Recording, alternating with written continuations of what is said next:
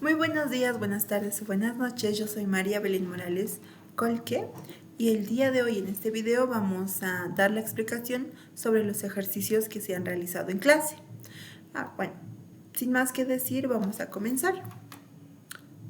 Nuestro primer ejercicio planteado es el ejercicio de fusión de los metales, el cual nuestro problema dice así: debe diseñarse la mazarota cilíndrica para un molde de fundición en arena. El fundido en sí es una placa rectangular de acero con dimensiones de base de 7.5 centímetros, una longitud de 12.5 y un espesor de 2 centímetros. Observaciones anteriores indican que el tiempo total de solidificación para este fundido es de 1.6 minutos. La mazarota cilíndrica tendrá una relación diámetro-altura de 1. Determine las dimensiones del vertedor de modo que el tiempo total de solidificación sea de 2 minutos. Ahora, para poder resolver este problema, ¿qué es lo primero que hay que hacer? Es solo sacar datos para no tener que estar buscando, ¿no? Entonces, el primer dato que nos dan las dimensiones de la placa rectangular.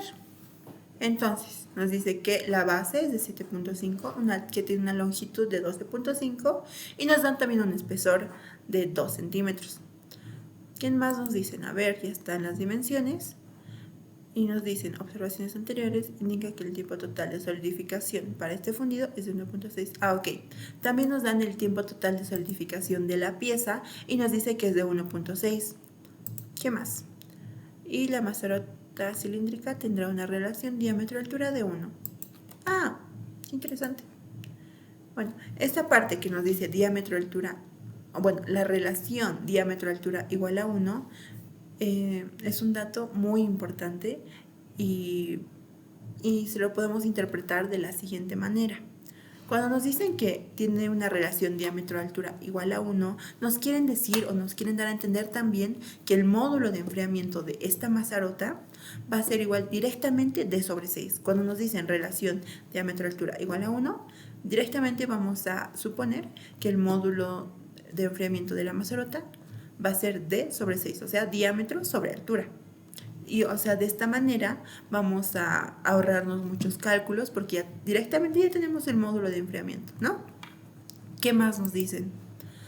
Determine las dimensiones del vertedor, o sea, de la mazarota, de modo que el tiempo total de solidificación sea de 2 minutos. Ok, quieren que nuestro tiempo total de solidificación no pase de los 2 minutos.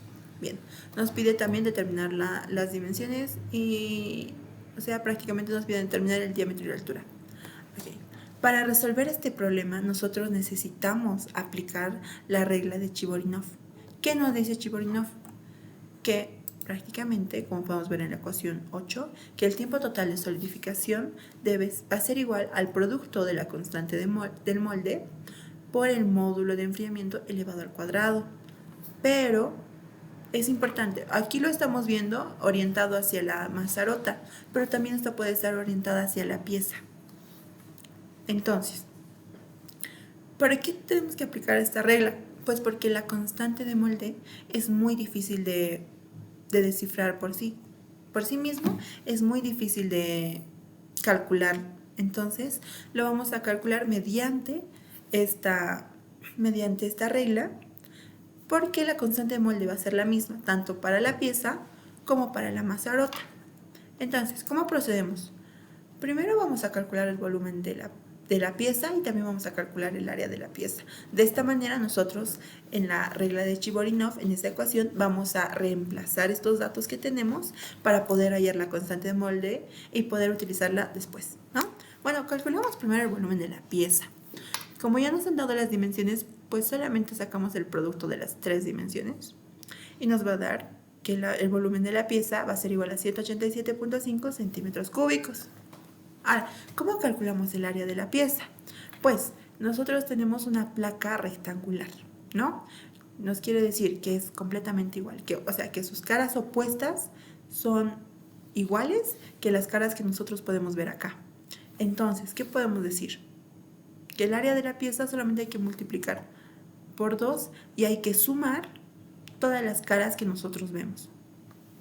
Por ejemplo, tenemos la cara de vista hacia arriba, ¿no? La cara de acá arriba. y vamos a sacar su área y la vamos a sumar con el área de acá, de esta cara, y con el área de esta cara. Así, al tener esa suma la vamos a multiplicar por 2 y de esta manera vamos a tener el área de toda la pieza. Bueno, procedemos a hacer el cálculo, primero con la cara de arriba.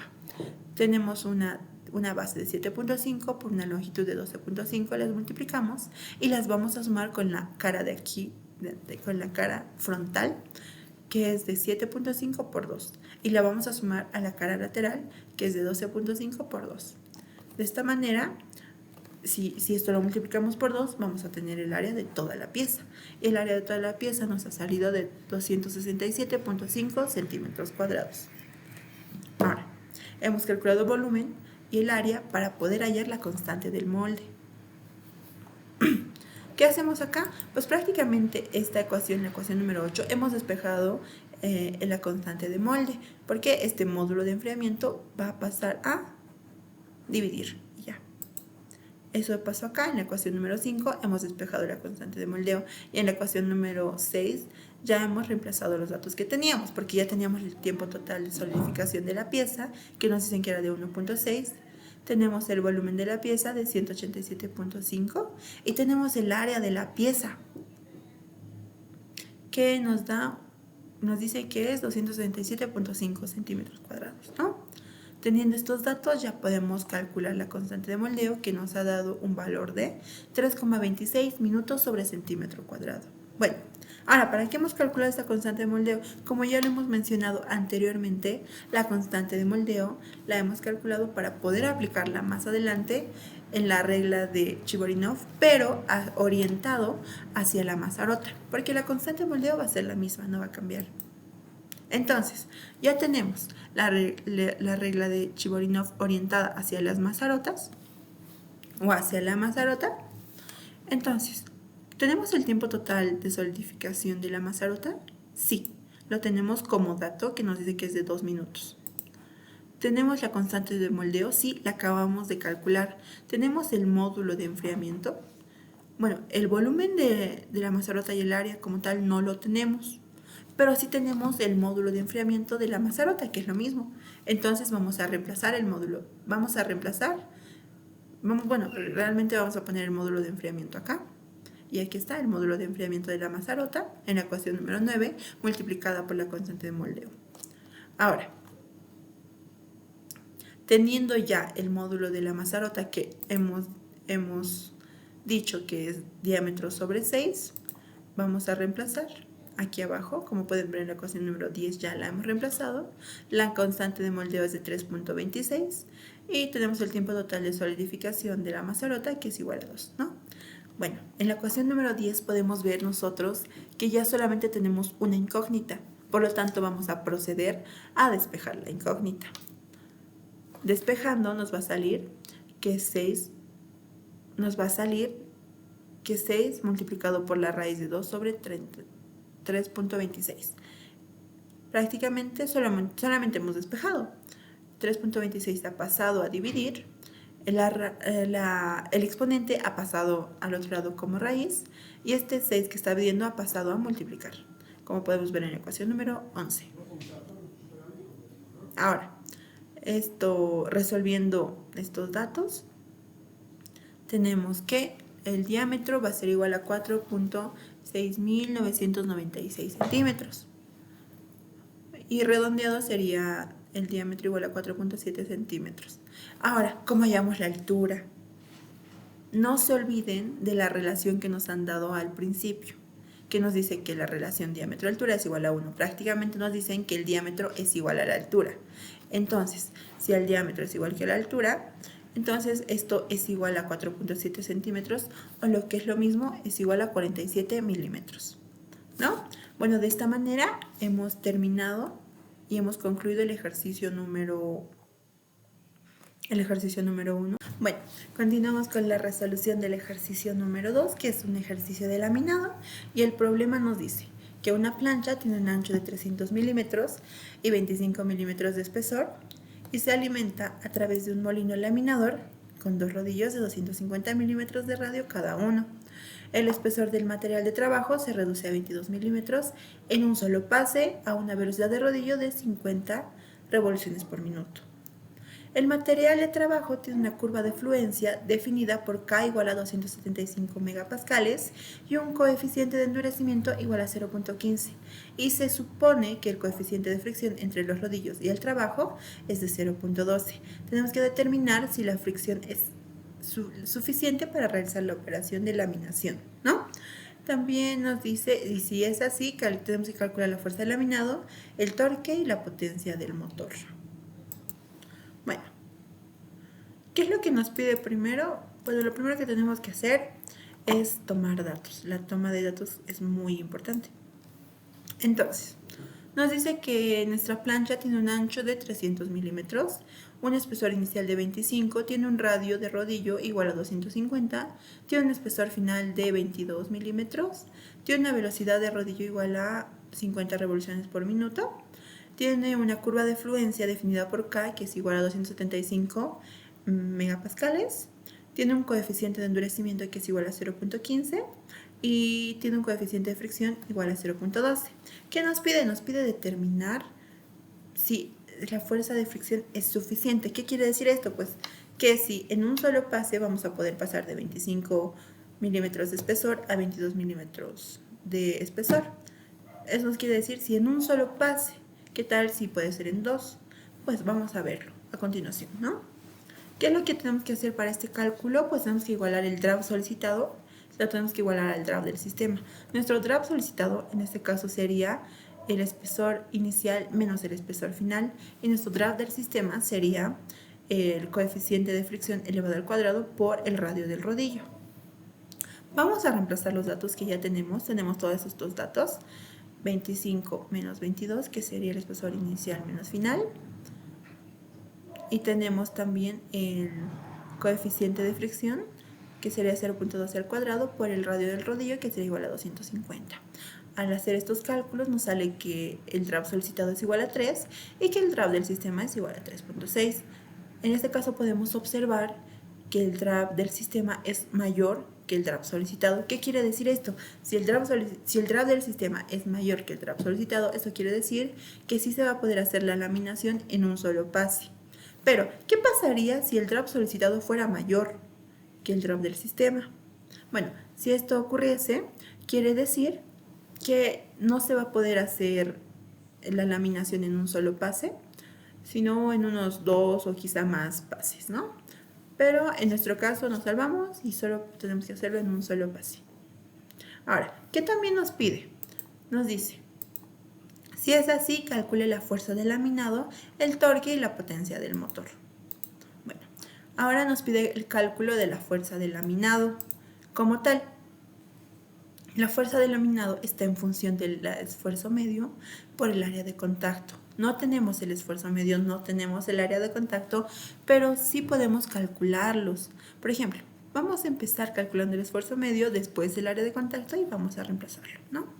Ahora, ¿cómo calculamos el esfuerzo medio? Tenemos la siguiente ecuación, que es la de esfuerzo medio.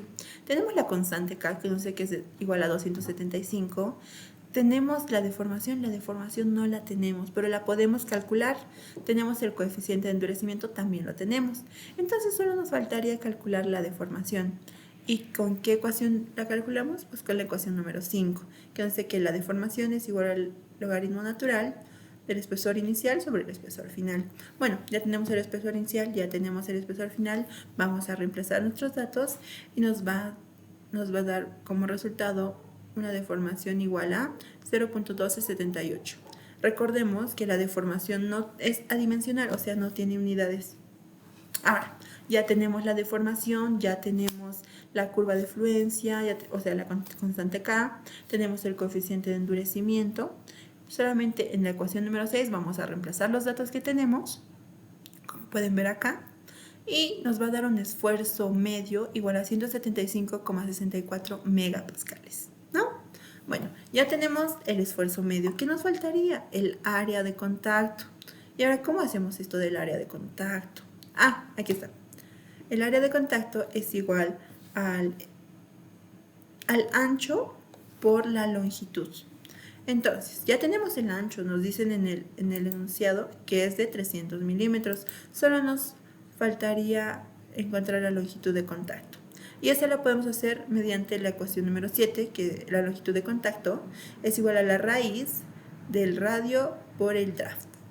Es el radio del rodillo en este caso. Bueno, sabemos que el radio del rodillo es igual a 250 y este draft tiene que ser sí o sí el solicitado. Y nuestro draft solicitado es de 3. Entonces reemplazamos los datos que tenemos y calculamos. Nos da que la longitud es igual a 27,39 milímetros. Bueno, ya tenemos la longitud, por lo tanto podemos hallar el área de contacto. Entonces, nuestro área de contacto sería igual a 300, que es el ancho de nuestra plancha, por la longitud de contacto, que es de 27,39.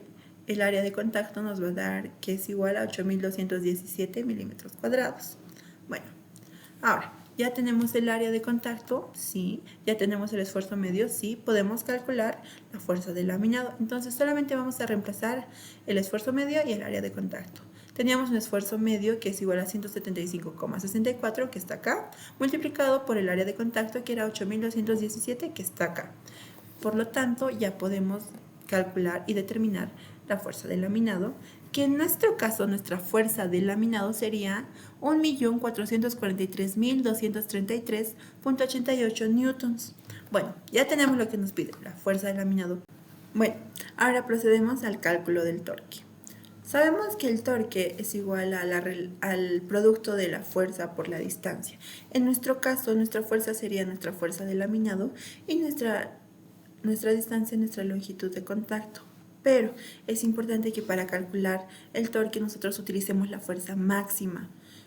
Como nosotros no sabemos dónde exactamente está la fuerza máxima, vamos a suponer que la fuerza máxima está a 0,5 de la longitud de contacto. O sea, ese sería su brazo, 0,5 de la longitud de contacto. Entonces, ya tenemos la fuerza máxima, que sería la fuerza del laminado, por el brazo, o la distancia igual, que sería 0,5 de la longitud de contacto. Y eso dividido entre 1000, porque pues la longitud de contacto está en milímetros y nosotros queremos que nuestro resultado nos salga en metros. Ya tenemos la fuerza del laminado, la acabamos de calcular hace un momento. Tenemos la longitud de contacto, también la hemos calculado. Entonces solo procedemos a reemplazar los datos que tenemos y calcular nuestro torque. En este caso nuestro torque nos saldría de 19.765.09 Nm. Esto es importante recalcar que es solamente para un rodillo. Ahora, queremos calcular la potencia del motor. La potencia del motor es el producto del torque por la velocidad de rodillo. En este caso, nuestra velocidad de rodillo nos ha dado en revoluciones por minuto. Entonces vamos a hacer las conversiones de revoluciones a radianes y de minutos a segundos. Esto lo estamos haciendo para poder tener nuestra potencia de motor en watts, ¿no? Bueno, acá hacemos la respectiva conversión y nos sale la ecuación número 10, ¿no? Entonces reemplazamos los datos que tenemos el momento del torque, claro que lo tenemos, que es de 19.765.09, tenemos la velocidad de rodillo, que era 50, y lo multiplicamos por 2pi y lo dividimos todo entre 60.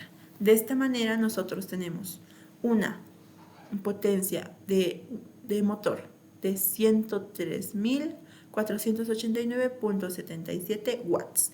O si preferimos en kilowatts, nuestra potencia para un rodillo sería de 103.49 kilowatts. En nuestro caso, si queremos de todo el motor, solamente tendríamos que multiplicar por 2 nuestro resultado. Entonces nuestra potencia del motor en sí sería de 207 kilowatts. De esta manera hemos concluido la resolución del ejercicio número 2. Bueno, continuamos con nuestro último ejercicio, que es el ejercicio de forjado. Y como tal, el problema nos dice que en una operación de forjado se utiliza una pieza cilíndrica en la que se ha aplicado una operación de revenido. Las dimensiones de inicio de la pieza son iguales a una altura de 70 milímetros, además de un diámetro igual a 55 milímetros. La operación de presión gradual busca obtener una altura final de 35 milímetros. Para este fin, la hoja de calidad de la pieza indica un coeficiente de resistencia igual a 350 megapascales y un coeficiente de endurecimiento igual a 0,17. tenemos que determinar la temperatura de trabajo y al mismo tiempo tenemos que tomar el valor del coeficiente de fricción para esa temperatura. Además, nos pide calcular la fuerza necesaria inicial y final del proceso y también tenemos que elegirnos dos valores intermedios y calcular las dimensiones en estos dos instantes. Bueno, ¿qué vamos a hacer primero? Vamos a continuar con la toma de datos, ¿no? Y ahora, tenemos una altura inicial que nos dice que es de 70, un diámetro inicial también que es de 50, tenemos una altura final que queremos llegar de 35 milímetros, tenemos una constante K que es igual a 350 megapascales, un coeficiente de endurecimiento de 0.17. Ahora, nos piden darnos dos valores arbitrarios de altura para poder calcularlo. En nuestro caso, nuestro valor arbitrario, en este instante va a ser de 60 milímetros y en el otro instante va a ser de 45 milímetros, ¿no? Ya tenemos el instante inicial, los dos instantes intermedios y el instante final. Bueno, de esta manera vamos a proceder al cálculo. ¿Qué nos piden primero? Nos dicen en el enunciado determinar la temperatura de trabajo y asimismo tomar el valor del coeficiente de fricción para esa temperatura. Bueno, en el enunciado nos han dicho algo muy importante y nos ha dicho que a la pieza se le ha aplicado una operación de revenido. ¿Qué quiere decir esto? Bueno, que a la pieza la hemos calentado, o sea, la hemos vuelto a calentar, le hemos vuelto a suministrar calor para poder ablandar esta pieza, este material, ¿no? Entonces, ¿y a qué temperatura se hace una operación de revenido? Bueno, generalmente es desde 450 a 650 grados centígrados. Entonces, digamos que tenemos una temperatura de revenido de 600 grados centígrados. Esta sería una temperatura en zona fría, tibia o caliente.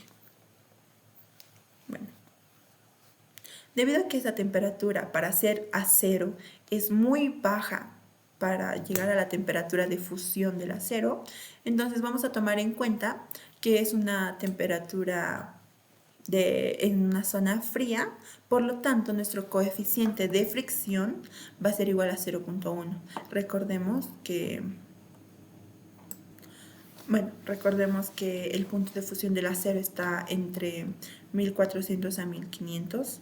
Entonces, esta temperatura, aunque sea muy alta para nosotros, para el acero no es tan alta. Es por eso que estamos tomando como si estuviera en la zona fría.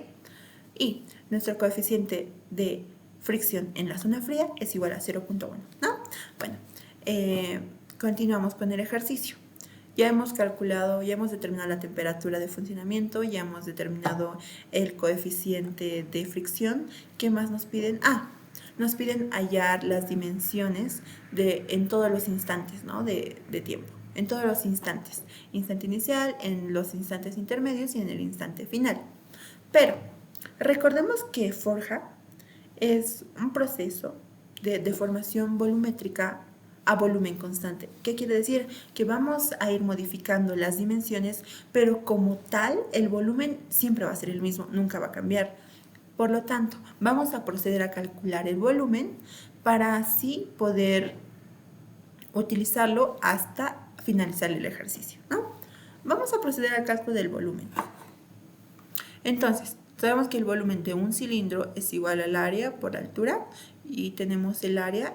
Como pueden ver, en la ecuación número 1 tenemos todos los datos. Tenemos el diámetro inicial, que es igual a 55, y tenemos la altura inicial, que es igual a 70. Vamos a reemplazar los datos y de esta manera vamos a calcular el volumen constante, ¿no? Nuestro volumen constante va a ser igual a 166.308.06 milímetros cúbicos. Ahora, ¿qué nos pide? Nos pide hallar las dimensiones en estos instantes. ¿Qué vamos a hacer? Vamos a despejar prácticamente de la ecuación 1 el diámetro y vamos a ir calculando el diámetro para las diferentes alturas que tenemos. Como pueden ver en la ecuación número 2 ya está despejado el diámetro. Entonces vamos a proceder al cálculo de todas las dimensiones de los demás instantes, ¿no? Ahora, con la ecuación número 2, que es esta, vamos a calcular los demás diámetros. Por ejemplo, el diámetro para una altura de 60 va a ser igual a 59,41. El diámetro para una altura de 45 va a ser igual a 68,60.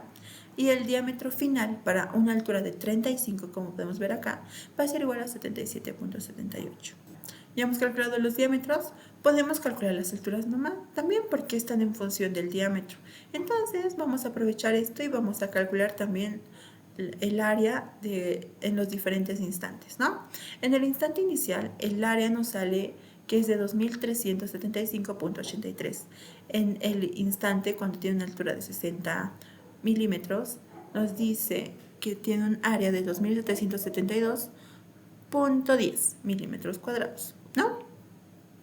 El área para una altura de 45 nos dice que es de 3696,05. Y el área para nuestra altura final, que es de 35, nos dice que es de 4750,45. De esta manera hemos calculado el área en cada instante y el diámetro también en cada instante. Ahora, ¿qué nos pide el enunciado? Nos dice, toma el valor, determine la temperatura de trabajo y asimismo tome el valor del coeficiente de fricción para esta temperatura. Ya hemos hecho eso. Además se le pide calcular la fuerza necesaria inicial y final en el proceso. Eso nos falta y nos dice también que hay que elegir dos valores intermedios y calcular las dimensiones en estos instantes. Ya hemos calculado las dimensiones, solo nos faltaría calcular la fuerza necesaria inicial y final en el proceso. Ahora, para calcular la fuerza aplicada en cada instante, tenemos que tener en cuenta que necesitamos un factor de forma, necesitamos el esfuerzo medio, necesitamos el área de contacto. No tenemos hasta el momento ninguna de las tres, pero podemos calcularlos. Vamos a empezar calculando el esfuerzo medio, ¿no? Entonces, proseguimos. Para calcular el esfuerzo medio necesitamos conocer la deformación, porque está en función a la constante K, multiplicado por la deformación elevado al coeficiente de endurecimiento. Ahora, ¿cómo calculamos la deformación? Pues es fácil. Como vemos en la cuestión número 4, vamos a ir aplicándolo en todos los instantes. Por ejemplo, para el instante inicial, sabemos que nuestra altura inicial es de 70 y como no tenemos un instante final como tal en ese instante, vamos a reducirle a 1 para así poder calcular su deformación. Por lo tanto, la deformación en el instante inicial sería a 0,014. Ahora, la deformación cuando la altura sea igual a 60 va a ser igual a 0,15. No nos olvidemos de este cálculo. Tiene que ser, para calcular la deformación, tiene que ser el anterior, o sea, la altura anterior sobre la altura la que estamos calculando, ¿no? Entonces, procedemos, sería 70 la anterior y sobre 60, que es la altura que queremos calcular. Entonces sería nuestra deformación para una altura de 60 igual a 0,15. Nuestra deformación para una altura de 45 sería igual a 0,29, recordando que la anterior a esta altura sería de 60 y esta altura es de 45, ¿no? Ahora, para calcular la deformación final necesitamos la altura anterior, que sería de 45, sobre la altura que tenemos, que es de 35, y nos sale una deformación igual a 0,25. De esta manera ya hemos hallado la deformación de cada una y podemos proceder al cálculo del esfuerzo medio también. Entonces, continuamos. Ya tenemos la constante K, sabemos que vale 350 megapascales. Tenemos la deformación, la acabamos de calcular, y tenemos el coeficiente de endurecimiento. Por lo tanto, solamente vamos a reemplazar datos y vamos a proceder al cálculo, ¿no? Por ejemplo, para el instante inicial, para la altura de 70, vamos a proceder a calcular y nos sale que el esfuerzo medio es igual a 169,40 megapascales. Para cuando nuestra altura sea 60, nuestro esfuerzo medio va a ser igual a 253,51 megapascales. Para cuando nuestra altura sea igual a 45, tenemos un un esfuerzo medio igual a 283.58. Y para nuestro instante final tenemos un esfuerzo medio igual a 276.51 megapascales. Ya tenemos el esfuerzo medio, ya está. No tenemos el área de contacto y no tenemos el factor. No, el área de contacto sí lo tenemos, lo acabamos de calcular. Acá está, el área de contacto en los diferentes instantes, ¿no? Entonces, ya tenemos el área de contacto, ya tenemos el esfuerzo medio, solo nos falta calcular el factor de forma. Y con la ecuación número 6 vamos a poder calcular el factor de forma, ¿no? Entonces procedemos a hacer el reemplazo correcto. Procedemos a hacer el reemplazo correcto de nuestros datos. Para el instante inicial vamos a reemplazar nuestro diámetro, que es de 55, y nuestra altura de 70. Procedemos a hacer el cálculo y nos sale un factor de forma igual a 1.03. De la misma forma, para el instante cuando la altura es igual a 60, reemplazamos nuestro diámetro, que es 59.41, y reemplazamos nuestra altura, que es de 60, y nos va a dar un factor de forma igual a 1.04. Y de igual manera, en el instante cuando nuestra altura es de 45, hacemos el cálculo con un diámetro igual a 68.60 y una altura igual a 45, tenemos un factor de forma de 1.06. Y bueno, para nuestro instante final hacemos el mismo procedimiento, tenemos un diámetro de 77.78 y una altura de 35. De esta forma nos sale un factor de forma de 1.09. Bueno, ya hemos calculado cada uno de los factores de forma, cada uno de los esfuerzos medios, ya hemos calculado cada uno de las áreas de contacto. Solo nos va a quedar reemplazar los datos que ya tenemos en la ecuación número 7 para poder hallar la fuerza que está aplicada en cada instante. Ahora, para la fuerza inicial tenemos un factor de forma que lo acabamos de calcular, un esfuerzo medio que ya lo hemos calculado, que está acá. Y también tenemos un área de contacto que también hemos calculado y que está acá. Bueno, procedemos a hacer el reemplazo correcto y nos sale que nuestra fuerza en el instante inicial va a ser igual a 414.539.57 newtons. Vamos a proceder de la misma manera en cada uno de los instantes y nos sale que la fuerza aplicada en el instante donde tenemos una altura igual a 60, nos sale que la fuerza es de 730.894.10 newtons. En el instante en el que tenemos una altura de 45, nuestra fuerza aplicada es de 1.111.013.41 newtons. Y nuestra fuerza final en el instante final va a ser igual a 1.432.067.55 newtons. De esta manera ya hemos calculado nuestra fuerza. Bueno, aquí tenemos un pequeño resumen sobre todos los cálculos que hemos hecho a lo largo de este ejercicio. Y podemos observar que mientras más fuerza apliquemos a cada instante, la pieza se va a ir deformando más, se va a ir haciendo más pequeña, su altura va a ir disminuyendo, pero va a ir agrandando su diámetro, ¿no?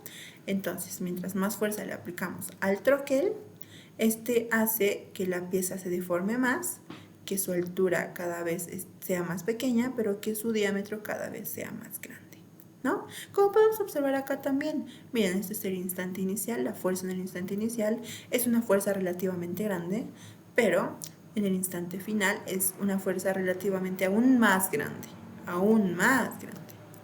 Eso es lo mismo, podemos observar lo mismo en el esfuerzo medio, que su esfuerzo medio va aumentando cada vez más en cada instante.